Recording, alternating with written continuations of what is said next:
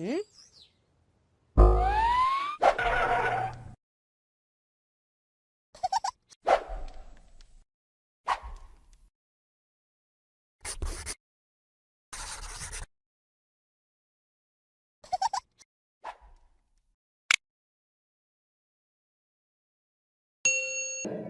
છે એનો આપણે ઉપયોગ કરીએ બધું જ દૂર કરવા માટે. આ ક્લિયર બટન છે, એનાથી તમામ વસ્તુ દૂર થઈ જાય છે.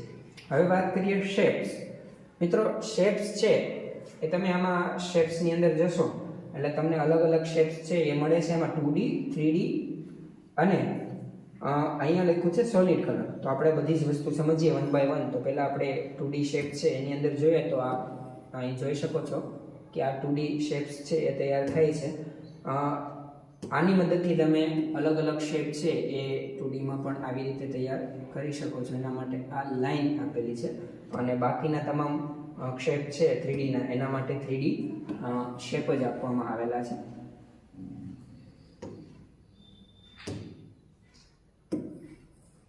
આ રીતે તમે શેપ્સ તૈયાર કરી શકો છો. એના માટે આપણે 2D સિલેક્ટ કરેલું હતું, હવે 3D સિલેક્ટ કરી 3Dના શેપ જોઈએ તો 3D આવી રીતે 3D શેપ્સ તમારે મેથ્સની અંદર જે શેપ્સની જરૂર પડતી હોય એમાં આ 3D શેપ્સ છે અહીંયા ઉપર પણ લઈ જઈ શકો છો અને કોઈ પણ શેપ છે એને તમે આ રીતે 3Dમાં લાવી શકો છો. હવે અહીંયા એક ઓપ્શન આપેલો છે સોલિડ કલર્સ. તો અહીંયા સોલિડ કલર્સનો મતલબ થાય કે કોઈ પણ શેપ તમે ડ્રો કરશો એ ફિલ આવશે, એટલે કે અંદર કલર ભરેલો આવશે. દાખલા તરીકે આપણે બીજો એક શેપ લઈએ તો 3D શેપની અંદર જોઈએ તો 3D શેપની અંદર ફિલ કલરનો ઓપ્શન આવતો નથી, એમાં તમે કલર ફિલ કરાવી શકશો નહીં. હવે આગળ વાત કરીએ તો ટેક્સ. અહીંયા તમે ટેક્સ ઇનપુટ કરી શકો છો. એના માટે તમે જ્યાં ટેક્સ ઇનપુટ કરવા માંગતા હોય ત્યાં ક્લિક કરવાનું છે. ત્યાં ક્લિક કરશો એટલે તમને આ ઓન સ્ક્રીન જે કીબોર્ડ છે એ જોવા મળશે.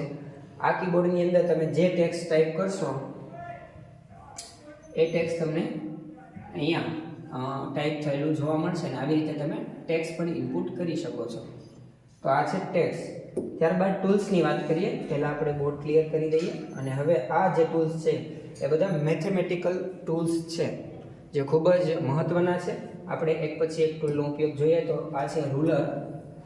એને તમારે મોટી કરવી હોય તો અહીંયા એક એરો આપવામાં આવ્યો છે. એ એરોને પકડી અને તમે એને મોટી કરી શકો છો.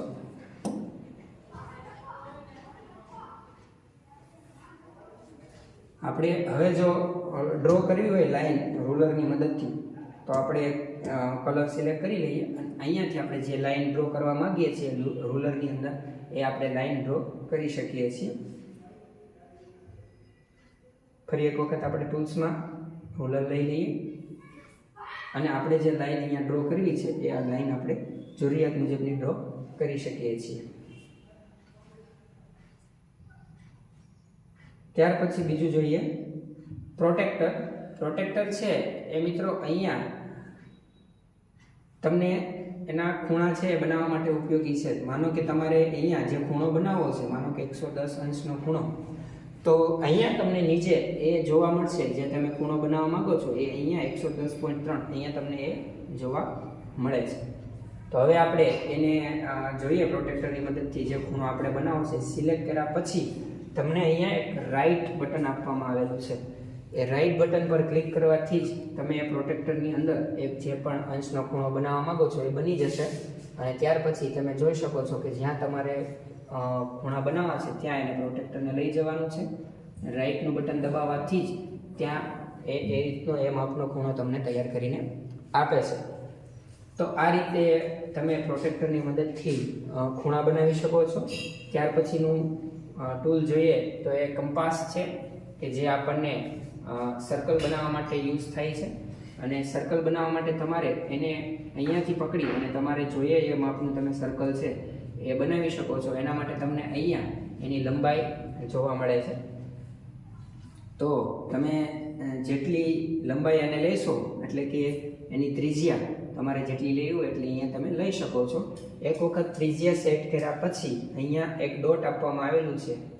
એ ડોટ છે એ પકડી અને તમે આમ રાઉન્ડ ફેરવશો તો તમારે જે માપનું સર્કલ જોઈએ છે એ થઈ જશે અને અહીંયાથી એને તમારે બીજે ટ્રાન્સફર કરવું હોય તો કરી અને પાછું તમે એક રાઉન્ડ જે બનાવવા માંગો છો એ બનાવી શકો છો. સ્ટાર્ટઅપ પોઈન્ટ એનો નક્કી થાય ત્યાંથી પછી તમે ઉપર આ કરી શકો છો. એના માટે તમારે સ્ટાર્ટ પોઈન્ટ થયા પછી આ રીતે કરવાનું રહેશે. તો મિત્રો આ વાત થઈ કંપાસની. ત્યાર પછી અહીંયા બીજો ઓપ્શન આપેલો છે સ્ક્વેર. એની મદદથી પણ તમારે જેવું બનાવવું હોય એવું તમે અહીંયાથી બનાવી શકો છો.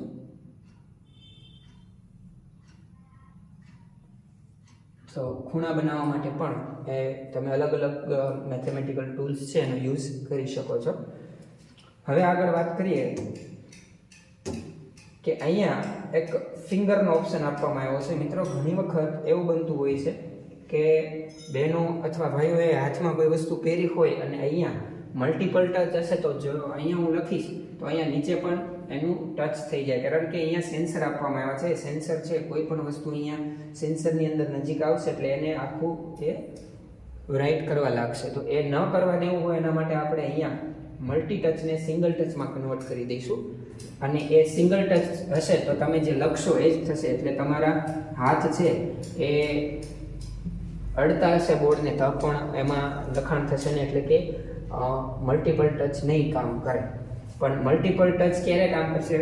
જ્યારે તમારે બે વિદ્યાર્થીઓ વચ્ચે સ્પર્ધા રાખવી હોય તો અહીંયા બે વિદ્યાર્થીઓ પેરેલલ લખી શકે એના માટે તમે યુઝ કરી શકો છો. એના માટે બીજો ઓપ્શન પણ છે જે હું તમને કહીશ. અત્યારે જોઈએ અનડુ અને રીડુ, જે આપણે નોર્મલી જે આવે છે રીડુ અનડુ કમ્પ્યુટરમાં આવે છે, તો એ જ છે. આપણે આગળ જોઈએ અહીંયા હવે મેનુ બારમાં જોઈએ. મિત્રો મેનુ બારની અંદર સેવ ઓપ્શન છે, જેમાં આપણે આ બોર્ડ છે એમાં લખેલી વસ્તુ આગલા દિવસે તમારે એને કન્ટિન્યુ ત્યાંથી કરવું હોય તો એના માટે સેવ કરી શકો છો. એમાં ઘણા બધા ઓપ્શન્સ આપેલા છે, જેપીજી, WF, SVG બધું છે ને, પીડીએફમાં પણ આને સેવ કરી શકો છો. અને બીજા દિવસે એને ઓપન કરીને રીયુઝ પણ કરી શકાય છે. ત્યાર પછી વાત કરીએ વેબ બ્રાઉઝર. તો આ એક ખૂબ જ સારી એવી વસ્તુ આપવામાં આવી છે, વેબ બ્રાઉઝર, કે જેની મદદથી તમે વેબસાઇટ અહીંયા ઓપન કરી શકો છો. દાખલા તરીકે મારે યુઆરએલમાં જવાનું રહેશે. ફરી એક વખત જોઈ લઈએ. અહીંયા જે યુઆરએલ આપવામાં આવી છે એ યુઆરએલ ઉપર ક્લિક કરશો એટલે અહીંયા યુઆરએલ ખુલશે અને એ યુઆરએલ છે એને તમારે પહેલાં અહીંથી ડિલીટ કરી અને youtube.com એમ કરશો એટલે યુટ્યુબમાં આપણને સીધી લઈ જશે. તમે જોઈ શકો છો આપણે યુટ્યુબમાં આવી ગયા છીએ. અહીંયા આપણે આર્ટ ઓફ એજ્યુકેશનનો મારે વિડીયો જોવો છે તો અહીંયા હું મારી ચેનલ આર્ટ ઓફ એજ્યુકેશન ધોરણ 6 લખું છું અને સર્ચ આપીશ એટલે આર્ટ ઓફ એજ્યુકેશનના ધોરણ 6ના જે વિડીયોઝ છે એ મને અહીંયા જોવા મળશે. તો આપણે મારી જે ચેનલ છે એમાં પહેલાં જઈએ તો આ આપણે આર્ટ ઓફ એજ્યુકેશન ચેનલમાં છીએ. અહીંયા તમે ધોરણ 6 માનો કે સજીવો અને તેની આસપાસના પાઠ છે એ બતાવવા માંગો છો તો એ અહીંયા ડાયરેક્ટ પ્લે થઈ શકશે. અને અહીંયા આપણે બાળકોને એ વિડીયો બતાવતા જ એને લગતો કોઈ પણ અહીંયા લેખનો એ કરી દાખલા તરીકે છે તો એ વિડીયો અહીંયા તમે પ્લે કરી અને અહીંયા જે લખાણ તમારે કરવું હોય એ લખાણ છે તમે કરી શકો છો. દાખલા તરીકે સજીવોની આસપાસ